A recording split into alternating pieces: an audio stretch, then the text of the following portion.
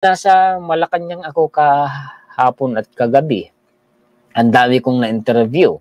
Kung napanood niyo yung live stream po ko kagabi sa YouTube channel ko, nagpabati tayo sa ilang mga senador. Si Senator Win Gatchalian, si Senator Francis Tolentino, si Senator Cynthia Villar, si Senator Bungo.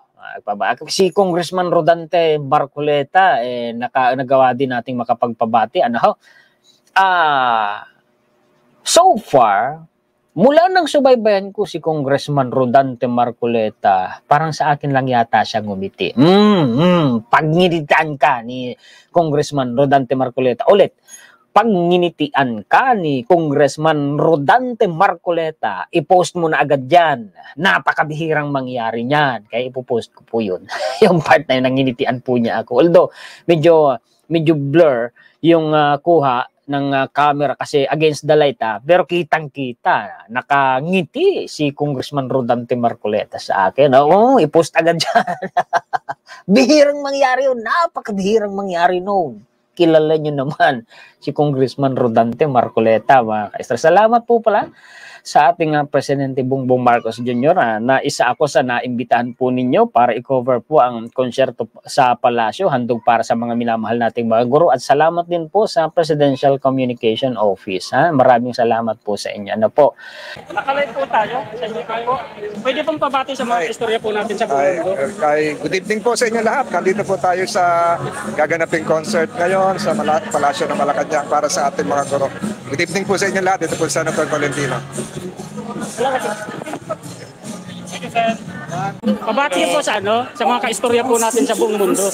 Sa mga kaistorya, binabati ko po kayo. Sana nasa mabuting kalagayan po kayo. Maraming salamat po, Senator. Pwede pong pabati po sa mga nanonood po sa atin. Sa mga nanonood, para po ito sa mga guro, sa mga teachers, sa mga heroes natin yan sa panahon ng pandemya. Bigyan po natin sila ng pagpupugay. Salamat po sa inyong lahat. Ingat po kayo. Mahal namin ang mga guro. Salamat po. Salamat po.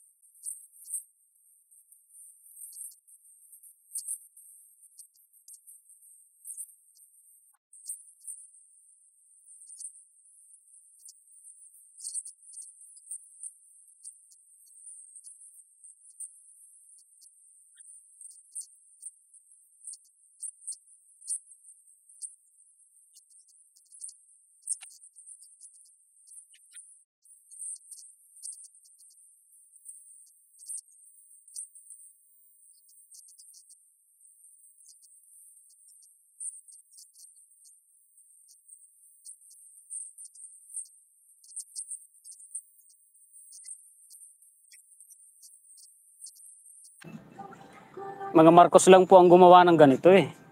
Oo, mga Marcos lang. Sila lang ho talaga yung binuksan po ang ang Malacanang sa tao. Isipin nyo mga teachers yung nakaraan po kasi mga manlalaro, mga atleta na ho. Ganito rin ho eh. Ganito rin ho kabongga, kadami yung mga binigay po na handa.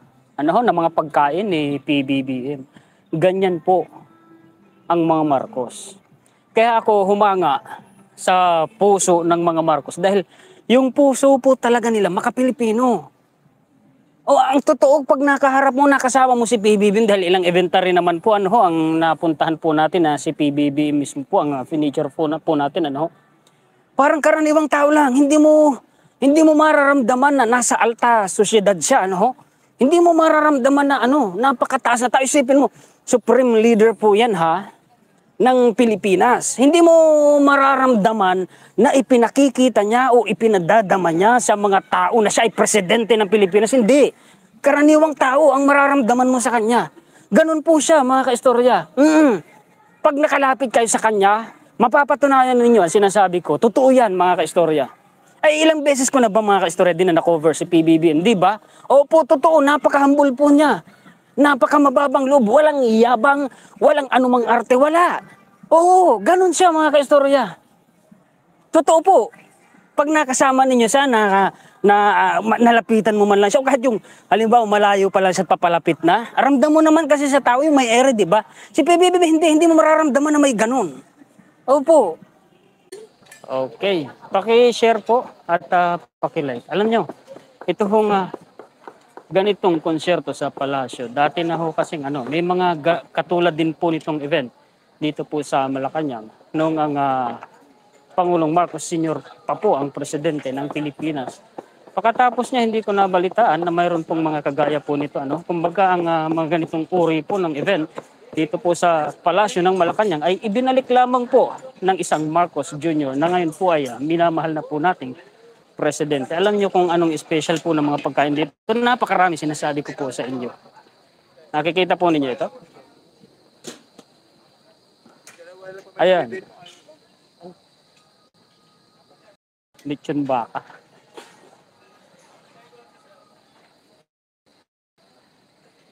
Tatlo. Bukod sa daming prutas, may mga dessert at iba't ibang puri po ng pagkain na talaga pong pinaghandaan. So, hindi uso dito yung sinasabi na ensaymada. Walang ganon. Yung papaitan lang naman po ang nag-invento ng ganon. Palibhasa, balita ko, hindi na pagbigyan sa kanyang kahilingan na purnada yung pangarap na magkaposisyon. Wala hong ganon dito Kita nyo. Sarap ng pagkain Makita ko pa lang, busog na ako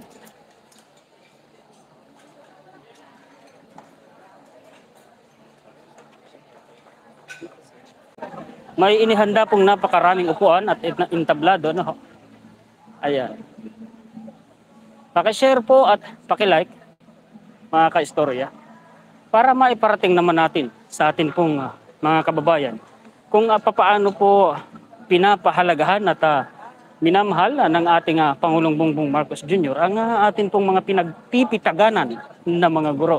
Shoutout po sa akin pong mga teachers nung ako ay high school at elementary. Diyan po sa San Roque National High School. Shoutout po sa inyo dyan. Sa Mercedes Camarines Norte. Alright, balik tayo. Balik tayo dito sa Lechon Baka. Ayan. Halos kalansay nang natira. Yung balat dami Sarap. So, ganyan po kamahal ni PBBM ng ating mga grabe no, tatlong baka agad. Sinong presidente ang ganyan, mga aktorya? Si PBBM lang po ang naghanda po ng ganyan. Iisipin, 3 lechong baka. At saka, mga Marcos lang po. Ang binuksan talaga ang palasyo ng Malacanang para sa taong bayan. The rest, kayo mismo ang sumagot, mga ka-istorya. Ganito ba noon, noong mga nakarang administrasyon? Sa pagkakaalam ko, base na rin po sa matagal nating pagre-research. From Marcos Sr. hanggang kay Marcos Jr. na presidente na natin ngayon, sila lang po yung gumawa ng ganito. Isipin ho ninyo, Catering po ito, Buffet. And speaking of bibingka po nila, ang sarap. Yan yung bibingka, kumuha ako niyan kanina. Sarap.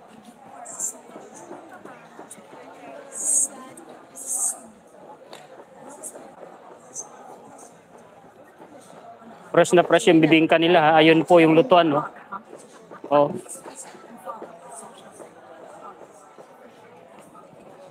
Punta po kayo rito. May bitter na naman sigurado, mga ka-istorya. Alam nyo na yun. Alam nyo na kung sino yun.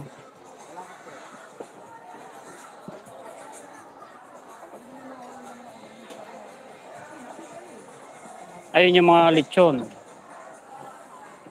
Oh, may nakaano pa oh, may nakabalot pa oh. Lechon baboy. May nakabalot pa. Ito yung in-slice na po nila na lechong baka. Tapos ito naman yung lechon baboy. Ang tawag na dito, nakalimutan ko yung baby na biik. Lechon de leche.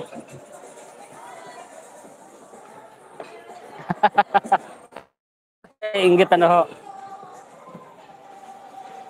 Then ito, sarap to. Yan yung kinuha ko kanina.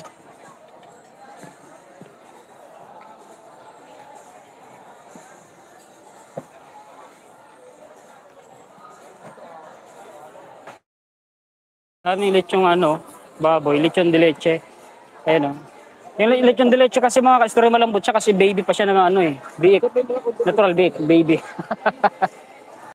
Nakikita ninyo mismo yung Malacanang Palace. Ano? Yan po yun mismo. Ilang daang taon na kaya itong puno na ito? Okay.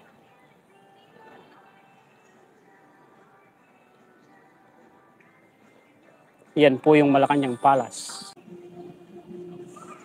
Ito tayo sana. Lumapit tayo mismo dito sa palasyo.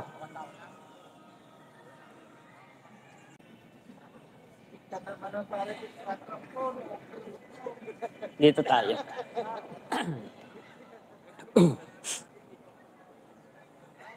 Ayan. Nasa Malacanang Palace po tayo. Ay, sorry.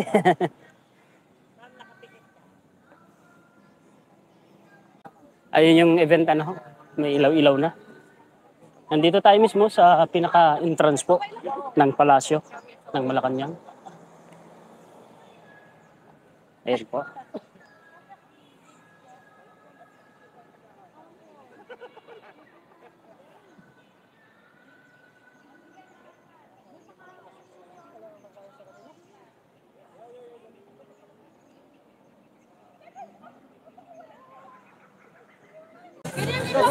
Si PBBM, si PBBM. Mr. President, good evening po. Sa Leyte po kami, Region A. Ay, sorry po. Mr. President, from PUP Manila.